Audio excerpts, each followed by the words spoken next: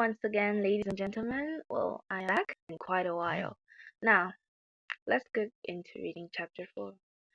I literally put this on pause. I went to start reading other stuff. I read, what was that? It was esports. Um, it's my turn to dominate. I read, and that transmigration novel. What was it about? I have the memory of a goldfish. I was from reading it just yesterday, but today I'm even forgetting the title. Don't mind me. Okay, let's get into it. Chapter 4: Visiting a Patient. So, Fu Shen did not sleep well. The medicine he took had countless side effects, including heart palpitations, nightmares, and shortness of breath.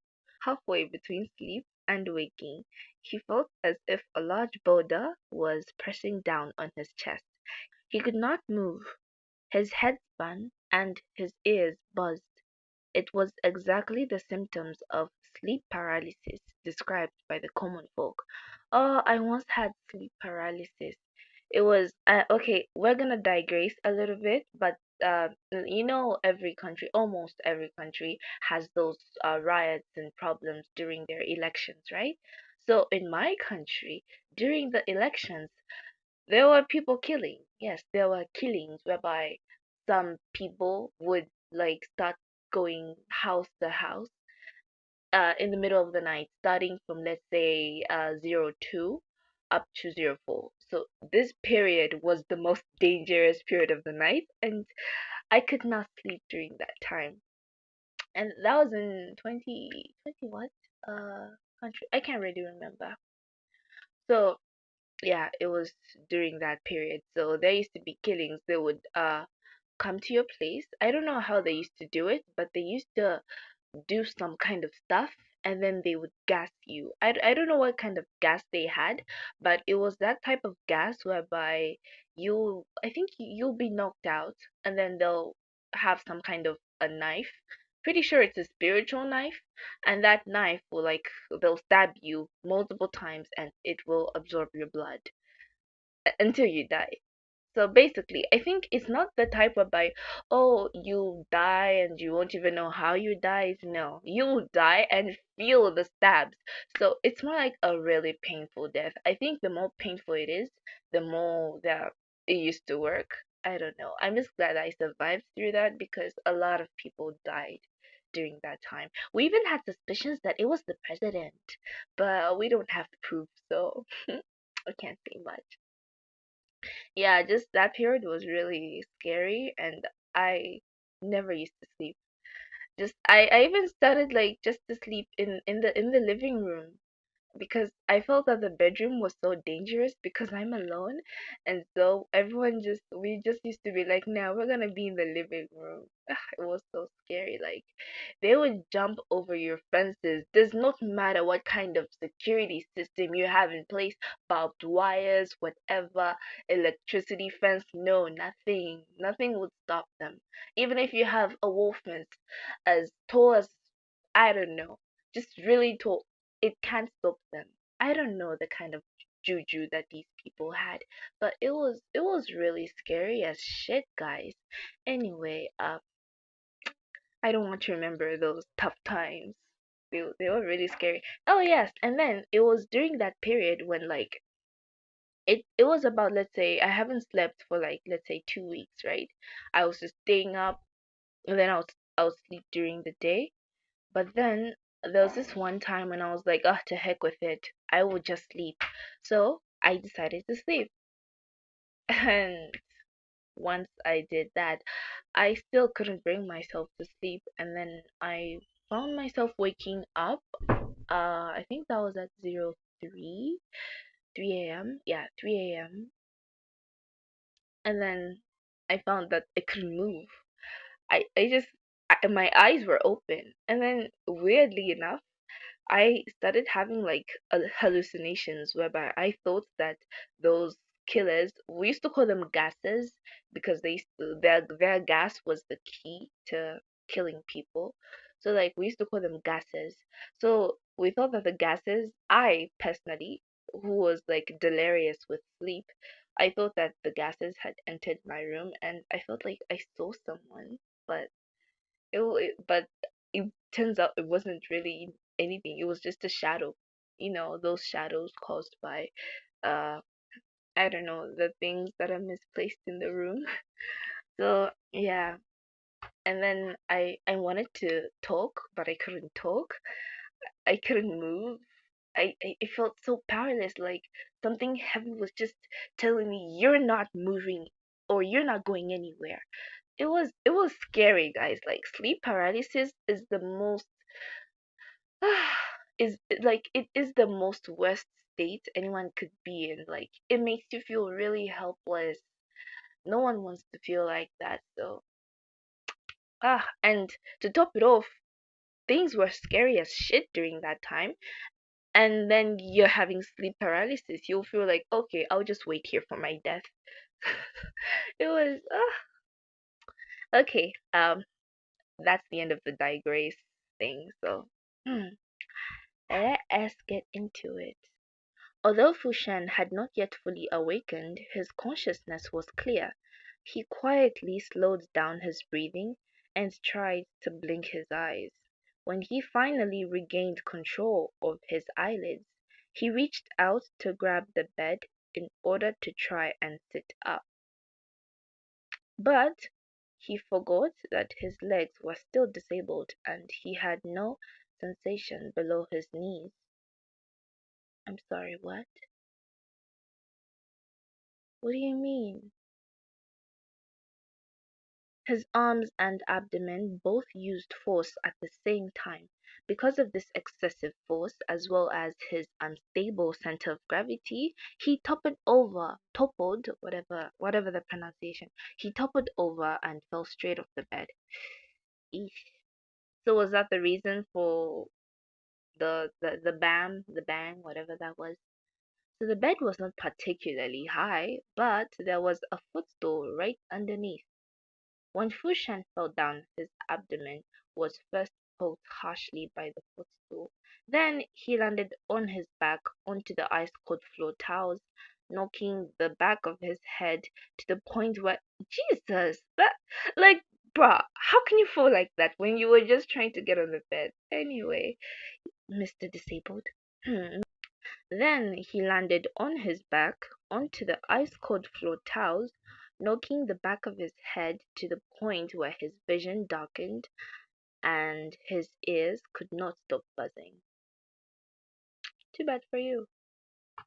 But before he could feel the dual pain start up, the door of the bedroom was kicked open and someone rushed into the room to pick him up in their arms. To pick him up in their arms. Okay. The coolness of the autumn night still floated up from that person's sleeves, but their palm was so warm it almost felt scalding. Lushan was hugged up, his head leaning against that person's chest, and his face pressed against the dark blue brocade official's robes. The fabric felt soft and smooth to touch, and a wave of warm and tranquil eaglewood fragrance sipped from the collar and sleeves. This seemed to be a person he was very familiar with, but that suddenly came off as strange because of the close distance between them. His burning hot breath saturated the thin clothing, so scalding that the person's body suddenly tightened up in shock. He was immediately set back onto the bed and a slightly rigid hand was placed on his forehead. "How is your breath this hot? Do you have a fever?" As both his blurry line of sight and the pain in his body gradually cleared up, Fushan recognized the person holding him. His first action was to push that hand away. "What did you come here for?" Following behind, the old servant and the young flying dragon god heard this cold and harsh interrogation as they entered the door.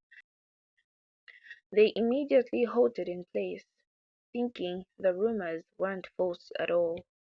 Neither of these two men were nice, friendly people, and when the fighting inevitably began, it would be of utmost importance to first hold down Yan Xiaohan. Ah, I haven't seen the name Yan Xiaohan in a long time. I had exams, so I stopped reading, I stopped doing a lot of stuff. Yan Xiaohan shut his eyes and took a deep breath, not wanting to stoop to Fushan's level. He stiffly said, "Your fever is making you confused. Get up and drink some water. I will have someone take your pulse and give you a prescription." Fushan closed his eyes and gave a lukewarm reply. "Don't bother. Let's talk business. Sarian honors my humble abode with your presence in the deep of night. What teachings have you come to enlighten me with?" You guys are still pecking at each other's necks. No, not literally. Yan Xiaohan ignored him. Without asking first, he walked to the table and picked up the teapot. Upon pouring out a half cup of already cold tea, his expression immediately darkened. He coldly glanced at the old servant. "This is how you serve your master?" Ah, this is how you serve your master. Lushan felt his head ache. "Are you still not done yet?" Yan Xiaohan said. "The Marquis's noble body is incomparably precious. How could such a slight how could such a slight be tolerated?" Slight? Sight? Darumakini. If you continue to be so careless, don't blame this official for reporting the status of affairs to His Majesty and exacting punishment." Fushan's fingers, hanging by his side, twitched almost unnoticeably. The old servant was by no means. Wait, Lucian's fingers twitched? Why? Are you touched that he's actually upset on your behalf? Anyway, the old servant was by no means capable of enduring this kind of fright, and hurriedly knelt down to plead for mercy. Lucian was so annoyed that he couldn't stand it anymore and finally gave in. "That's enough. Thank you, Sir Yan, for managing my household servants in this Marquis's place." His words, "Oh, okay, that's enough. Thank you, Sir Yan, for managing my household servants in this Marquis's place." His words carried a hint of sarcastically rebuking. I'm sorry, what is this? His words carried a hint of sarcastically rebuking. I think this is how it's supposed to be. I think I should really, like, is someone willing to hire me to be their editor? Because look at how I'm going to paraphrase this. His words carried a hint of sarcasm, rebuking Yan Xiaohan for meddling in other people's business. That's how it's supposed to be. So, Yan Xiaohan adeptly went with the flow, icily spitting out a "bring some hot water" before reluctantly showing generosity and letting the servant go. There were now only three people left in the room. Yan Xiaohan stood by the bed and looked down to watch him. The bedside lamp was not bright enough, so most of Lucian's face was trapped in the shadows, making the outline of his features appear especially sharp with hidden depths. He had truly been worn down to just skin and bones, yet was also truly beautiful beyond compare. So beautiful, it almost so beautiful, it almost made. Oh, hold on. So beautiful, it almost hurt one's eyes. I almost said, so beautiful, it almost made one's eyes hurt, but I love this either way. Okay. Yan Xiaohan smiled a smile full of very false sincerity. "The Marquis is simply in the heart of the Emperor. Hearing of your return to the capital, His Majesty specially ordered me to bring someone to take the Marquis's pulse. Lucian's eyes were half closed as he spoke with wearied weakness. Thank your Majesty for his care in my place.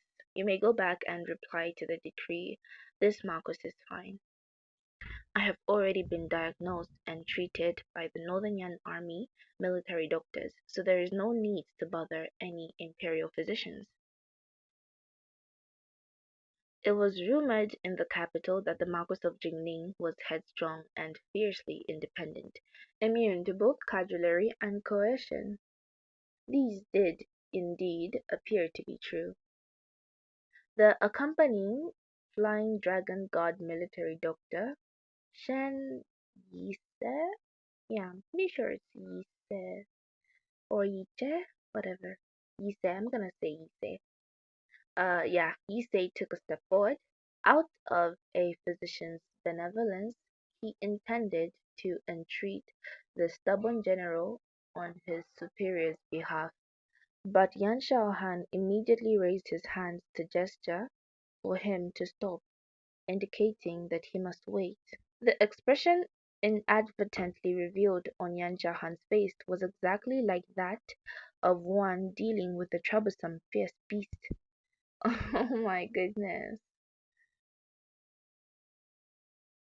His Majesty is concerned about the Marquis's injury, so this lowly official came here today to give His Majesty peace of mind. Yan Shaohan looked at Fushen's side profile, slowly and clearly enunciating every word. To be able to earn the Marquis's trust, that military doctor in the Northern Yan army must possess exquisite medical skill.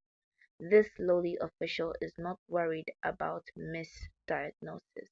It is just that the Marquis's injury is so incredibly important, and it is always a good idea to find a few more doctors to check as a second opinion. What do you think? Fushen lifted his eyelids and met his gaze. Meeting this gaze as chilly as cold iron, Yan Shaohan's heart shivered.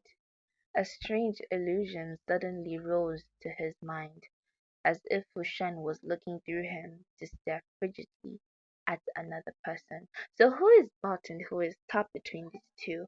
At first I thought that since who's this Fushen is disabled, I thought that maybe Xiaohan will like be the top, but now I'm not so sure. Hmm. Okay, I'll just stick with Fushen for now. I still think I still think it's Fushen, but we'll see. After a while this incredibly stubborn Marquis of Jingning lowered his eyes. He combed up a handful of scattered long hair and listlessly stretched out a hand, gesturing for Yan Shaohan to help him up. Since you've already come, then if I may trouble you, please go ahead.